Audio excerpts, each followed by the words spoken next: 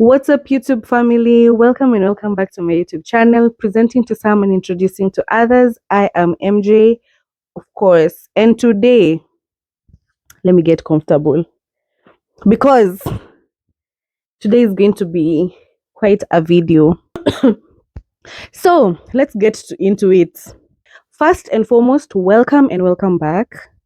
Second, I am so excited to be here, to be doing a video that has been waited for so long. I promised you guys that I was going to do it, but it didn't happen. Then I've realized the past two videos had some technical issue.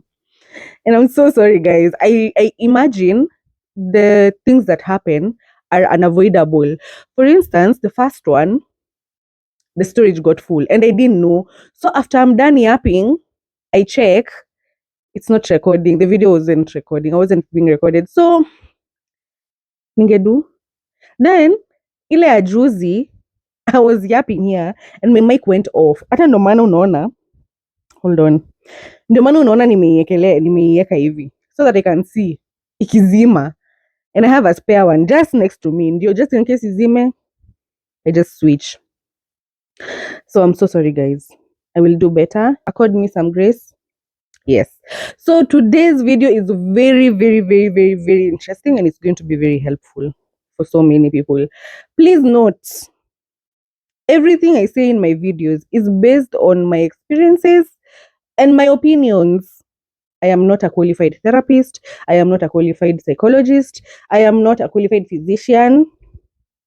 But please, do not judge harshly. Your views and my views may not align, which is okay. My opinion and yours might be different, which is also fine. We can't all have the same opinion, but I'm going to give you mine. Now, we're talking about patterns. So I will start by defining what a pattern is to me. So according to me, a pattern is like a cycle. It's a cycle of events. They might be positive, they might be negative. Okay. Now let's talk about the origin of patterns. We can say patterns started before Christ. Hizo times are before Christ. Let me give you guys different. I'm not a pastor, but I'm going to be referring to the Bible kiasi kiasi because I'm a Christian. So I want to give you different stories of different people. Then we'll identify these patterns and see. And these stories will help in me explaining something. Okay. So there's this guy in the Bible called Abraham. So Abraham is the husband to Sarah, and Sarah was barren. No, she wasn't barren. Okay, I don't know if she was barren, but she was unable to have a child. She actually got pregnant when she was 99 years. Sijui kama she was 99 ama Abraham was the one who was 99. Anyways, so one day, keep in mind, she was unable to conceive. So one day, there's drought where they were. I don't know what any village that was. They decided to go to Egypt. And I think that was after Abraham and Lot separated. Kulikuwa na drought kwao. Then they went to Egypt. But sasa before they went, Abraham told Sarah, when we go there, please tell them you're my sister because you're too beautiful. So they get there, and Herod, I think it was Herod. Yeah, I think it was Herod. Sidhani nawadanganya. Wait, natafutie sahi.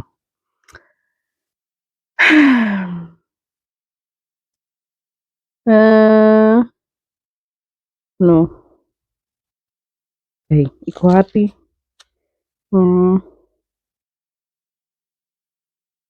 Okay, so Abraham went up to Egypt, Negev, with his wife and everything he had. Okay, no, iko hapa. So when Abraham came to Egypt, that is Genesis 12, verse 10, there was famine in the land, and Abraham went down to Egypt. So in Egypt, yes, to live there for a while because the famine was severe. As he was about to enter Egypt, he said to his wife, I know what a beautiful woman you are. When the Egyptians see you, they will say, this is his wife. Then they will kill me, but will let you live. Say you're my sister, so that I will be treated well for your sake, and my life will be spared because of you. When Abraham came to Egypt, the Egyptians saw that she was beautiful. And when Pharaoh, oh, see Herod, sorry, ni Pharaoh. When Pharaoh's officials saw her, they praised her to Pharaoh and she was taken into his place. But the Lord inflicted serious diseases on Pharaoh and his household because of Abraham's wife Sarai. Okay, anyways. So we see Abraham ameenda kwa Egypt, akaenda kwa Pharaoh, akaambia wife yake afanye nini? Sema ni sister yake. Haya, that is one. Okay? 2, remember Sarai was unable to conceive. No, fast forward, even past Ishmael, uko mbele. Actually, later Ishmael, naona kama Ishmael is going to be relevant in this story also because Sarai, Ishmael is the daughter to Hagar, who was the house help to Sarai.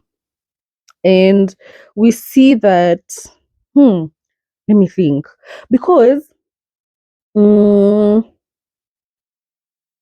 was an, this is also relevant. Now, Hagar is the house help to Sarah, and Sarah speaks to the husband Abraham and tells him, "Oh my goodness, I am feeling so bad." Okay, I'm not. She didn't say this. I don't know what she said verbatim, but I'm just saying. I'm paraphrasing. I am feeling so bad because I am unable to give you a child, so you can go and sleep with Hagar and have a child with her. He does that and they conceive Ishmael. Okay, that is number 3. Number 4, Isaac comes. So Sarah conceives eventually and she names the child Isaac. Okay. So Isaac, uko mbele mbele, fast forward. Isaac is looking for a wife. Abraham sends his maidservant to go and find a wife for Abraham. He doesn't want to find a wife for Isaac. Abraham doesn't want his son to get married to a woman from Canaan.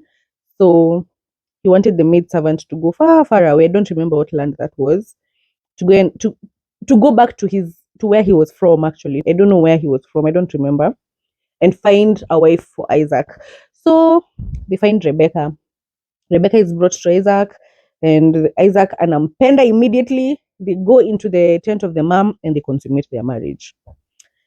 Then, now, Rebecca is barren. But that is pattern number 2, because you remember Sarah was also unable to conceive for quite a long time. Rebecca is barren. Okay? Now, ametoka huko akakuja huku kuolewa na Isaac. Now, she's barren, but Isaac goes to the Lord and prays, and the Lord blesses Rebecca with twins. Twins wanamsumbua kwa tumbo, ikafika time ya give birth.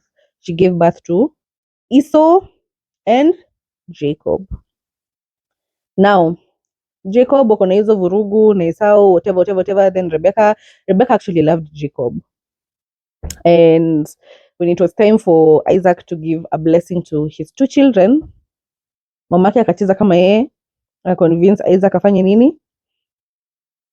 No, akaconvince Jacob akaon brother yake. So he was blessed badala ya Esau. And you also remember Esau akauzia Jacob his birthright.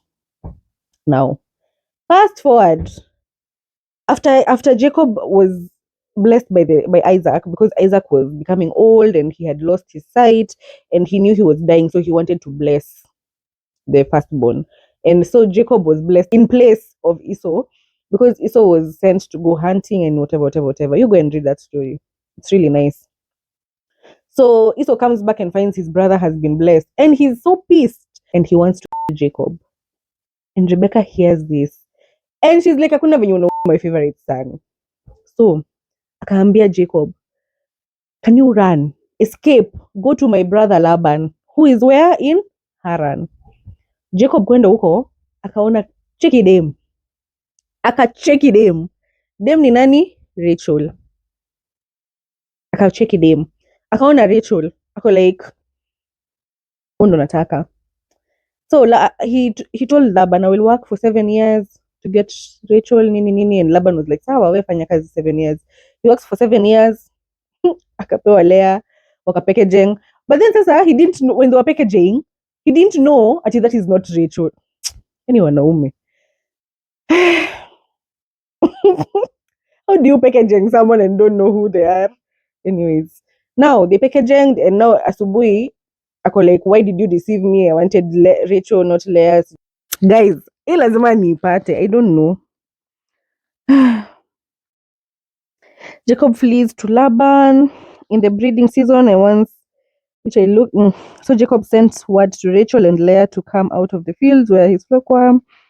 Blah blah blah blah. Yet your father has cheated me by changing. Okay, so I see that your father's attitude towards me is more okay. Bana. Hapa ni mbele mbele, guy. Wait. Jacob ashapata kids huko.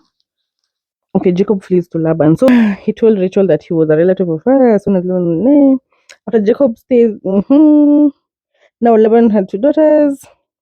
Jacob was in love with Rachel and said, okay, so in chapter 29, Genesis 29, uko 18, Jacob was in love with Rachel and said, I'll work for 7 years. In return for your younger daughter, Rachel, Laban said, it's better that I give her to you than to some other man. Stay here with me. So Jacob served 7 years to get Rachel, but they seemed like only a few days to him because of his love for her. Well. Then Jacob said to Laban, give me my wife. My time is completed and I want to lie with her. Yani alikuwa anataka tu kupackaging. Pando. So Laban brought together all the people of the place and gave a feast. But when evening came, he took his daughter Leah and gave her to Jacob. And Jacob lay with her.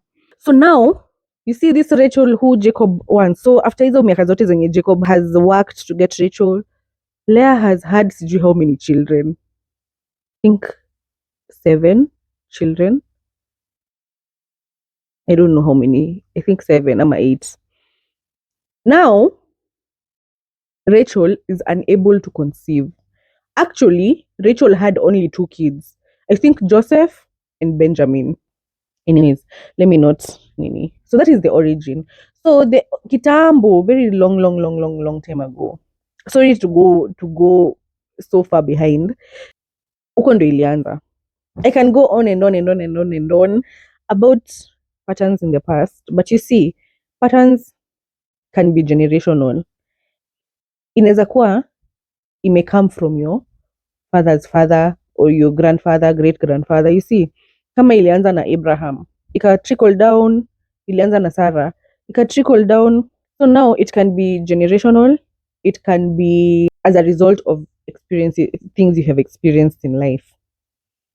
For instance, your upbringing.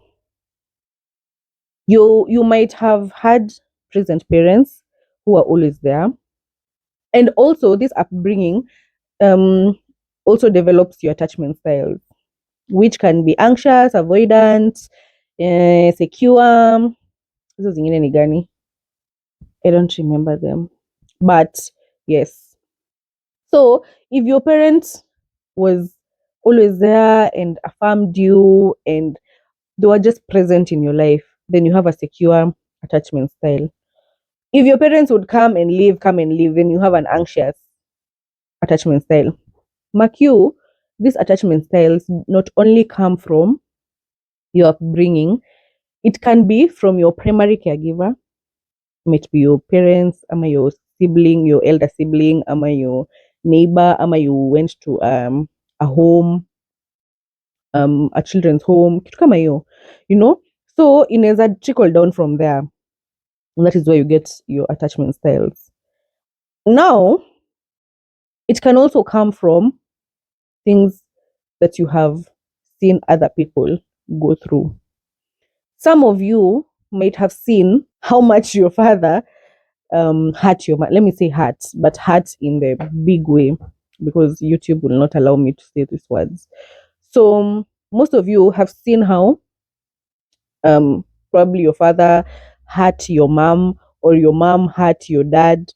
Vitu kama hizo, like these things were not done to you, but you saw other people go through the same. Or if your sister got pregnant at a very young age and you saw how your father reacted to that and how traumatized she was, then that can also traumatize you. And now these patterns may may come up from probably fear of you want to evade this route. You do not want to go through the same route that, for instance, your sister went through, because you don't want to find that. You don't want to be loved because ama to be in love because you saw how bad your mom was treated by your dad, ama vice versa. You know, ama for these children who grew up without fathers, the absence of a father in a child's life is very crucial. You know, most of you think it's only fathers are only relevant to girls. Even men who did not grow up with their fathers might feel some kind of way, and it affects them. They might be too much like their father, or they might end up, they might work so hard not to be like him until they fall into the wrong hands, you know? So, all this is where patterns come from. Let me give you examples of patterns. So, patterns might be you're used to dating bad boys. You want bad boys, your first ex was a bad boy. The second one was a bad boy. The third one, the one you have now, is a bad boy. That is like a pattern. And what we need to do is we need to sit down and analyze. You need to know, you need to sit down and think, na wapi ni wapi nilikosea, like why do bad boys excite me? All of this, all of this is why we should not work so hard in changing people. If you're a guy and you are attracted to women who you find that you only attract women who just want your money, sit down and ask yourself, do I lead with money? Do I come off as I can give you whatever you want? And you're here saying, oh no, these women just want me for my money. Ask yourself, why is it that you're attracting these women who want money? Now, on to the women. You'd find a woman who is not settled in a relationship, like, and I jump from hii relation to hii relationship to hii relationship, but also inaweza kuwa anataka yeye, kazi yake ni kutaka watu hawamtaki. Wasichana, hey, hebu kwanza let us put this pattern aside. Women, I am not against men, I'm not against men, but women, tujipende. Do you know how much these men love themselves?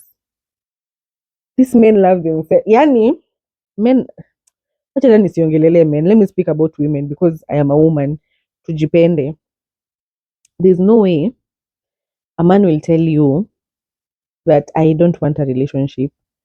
Ama I am not willing to have a relationship. And you force your way there. Let me tell you, it will hurt. Eh? Hey, you will find what you're looking for. It will hurt if you want a man and he says he's not ready for a relationship. Imagine achana na ye. What happens to girls? We tunajiaminianga sana. So a man tells you ataki relationship, then you show him the reasons why you're worth a relationship. Do not spend your energy on people who do not deserve it. I am speaking to myself as well. Sio nyinyi peke yenu nawaambia, I'm just saying. That is my honest opinion. Throw stones if you may, but this is my humble opinion. First, do not try and prove a point. Don't try to prove a point. Mwanaume akikwambia, I'm not doing this, let him. Imagine, let him go. Wacha aende. There's nothing that is so nice as being in a relationship with a man who wants to be there. Being in a relationship with a man who is enjoying being in a relationship, who wants and has decided to be in a relationship. Au wengine mwenye mnasemanga I will change the man. Ask these older women. Ask the older women who have experienced it. Ask those who are divorced. Ask those who are separated. Ask them how bad it is to date a partner who is not ready to be in a serious relationship.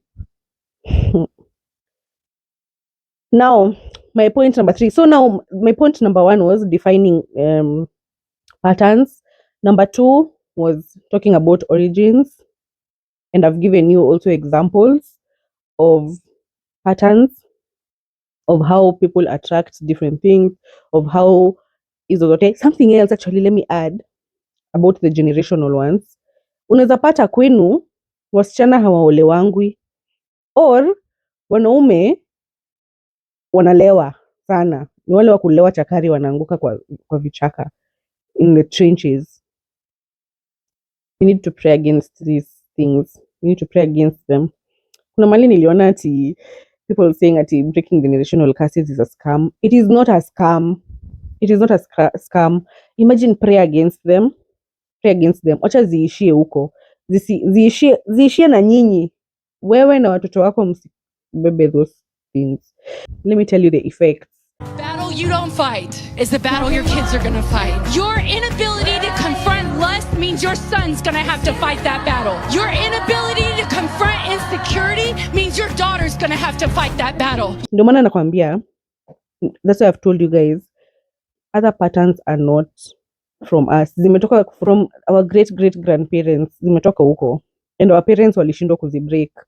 So please, you break it. So now, how to break patterns? My opinion: first, pray against them. 2, identify them. Know your triggers. Know your weaknesses. Wewe kama unaonanga kijana ako na dredi, unasikia kama miguu zina kobo. Be very cautious ukideal na wanaume wako na dredi. Gabor Mate says we get married ama we date. I won't say it verbatim, but let me just paraphrase. He says you marry ama you date your trauma. In this sense, you see that father of yours who left you, you might end up attracting the same man as your father. No matter it doesn't have to happen, but it might happen.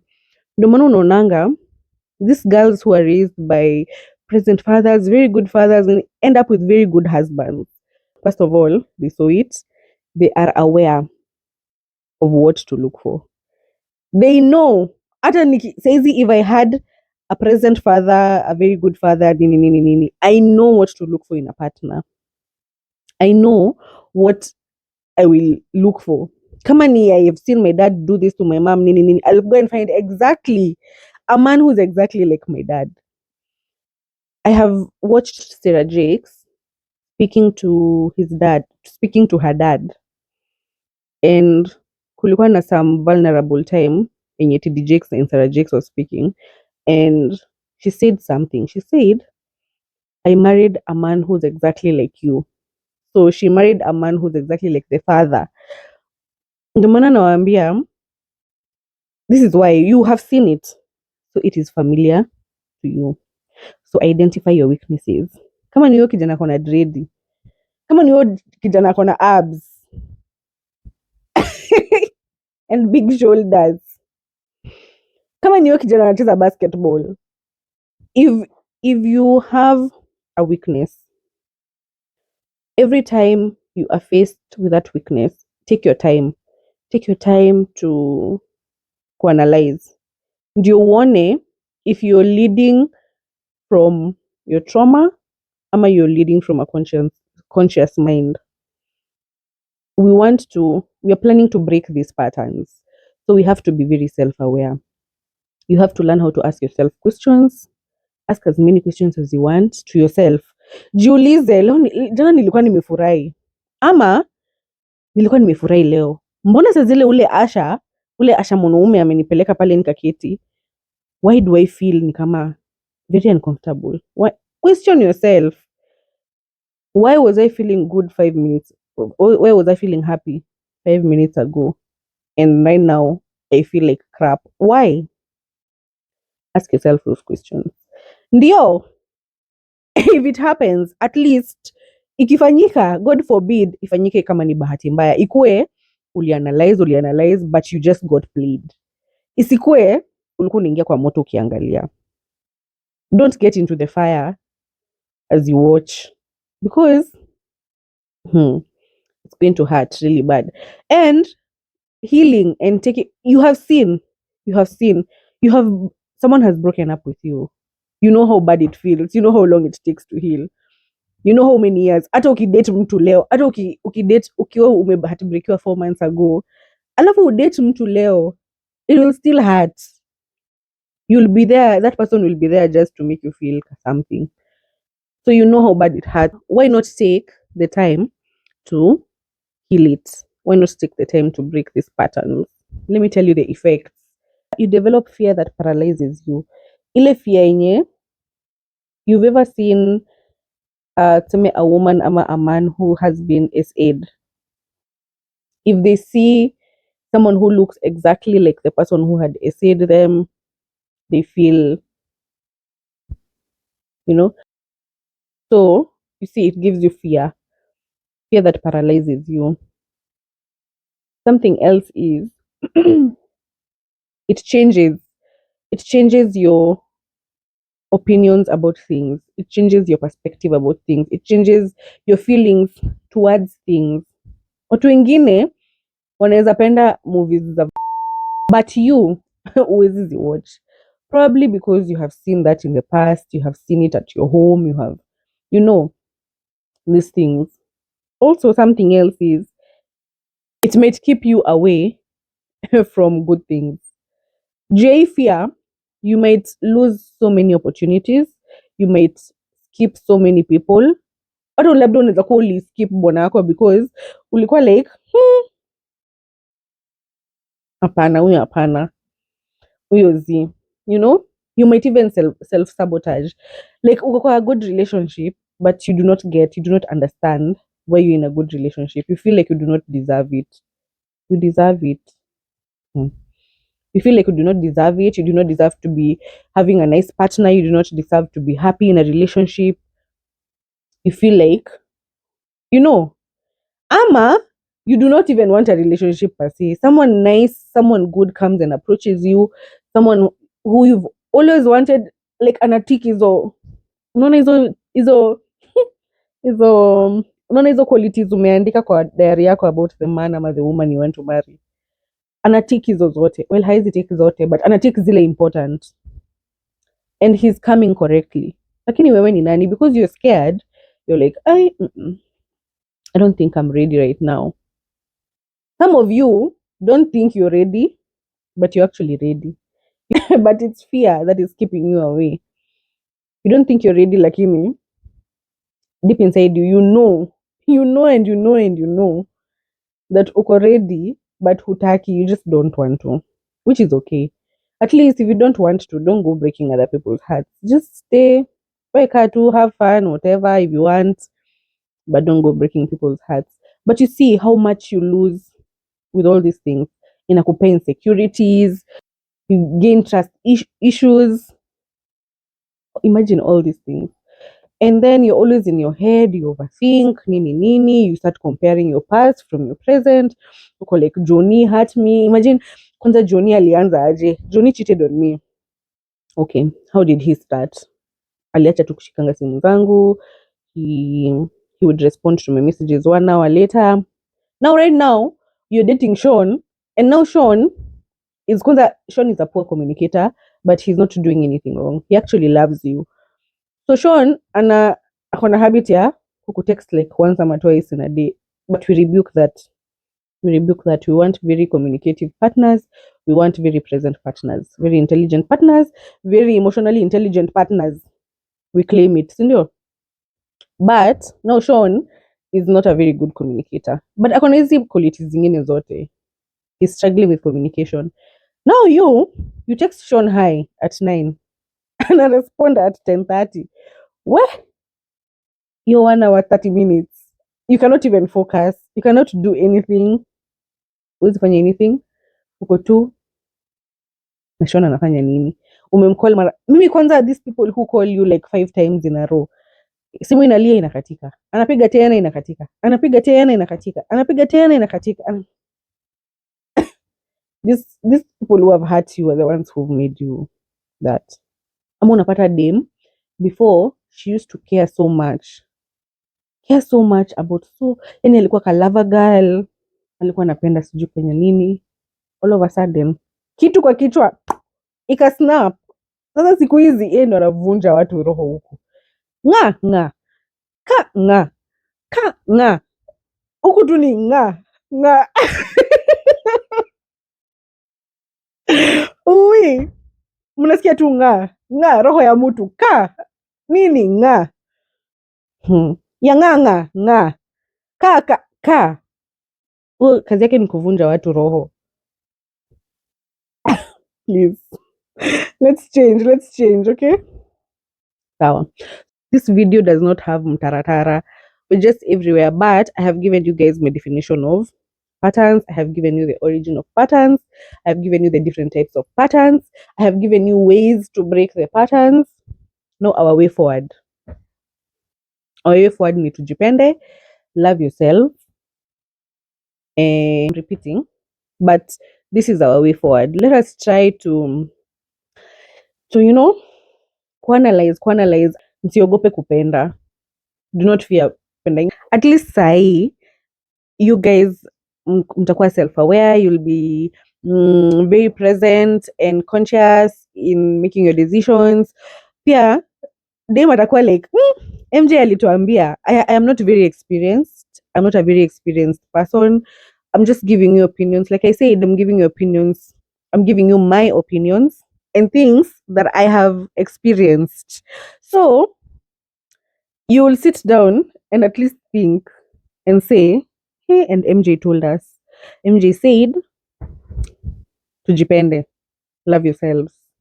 Dem ataka hapo, when you're being hit on, and you tell the guy, you ask the guy, what are we? And they ghost you. Love yourself and move on.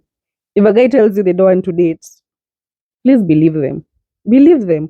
Mtu hawezi kukuambia kutaki, alafu uanze kumpea reasons why they should want you. You can't go proving points to everyone. You'll get hurt, my dear sister. You can't go proving points to everyone. If someone is telling you, I don't want you, you're proving a point to them. You want to show them how much they are missing when they say they don't want you. You start. Ask those who are experienced. Ask them, and hear. They'll tell you how much they. Ndio maana unasikianga huku nje people wakisema, oh, and after all I've done for you, no, nobody. When it gets to people's priorities, if someone does not love you, you will not be a priority. They will not even care about what you've done for them. They will not even care. So tujipende. Anyways, so thank you guys for staying here. I hope you like, share, and subscribe. I hope you enjoy watching this video. Please share it with very many people. Share it with people in your circle. Yeah, and let's get to enjoy all this. I'm looking forward to seeing you guys in our next video. So, adios. Bye.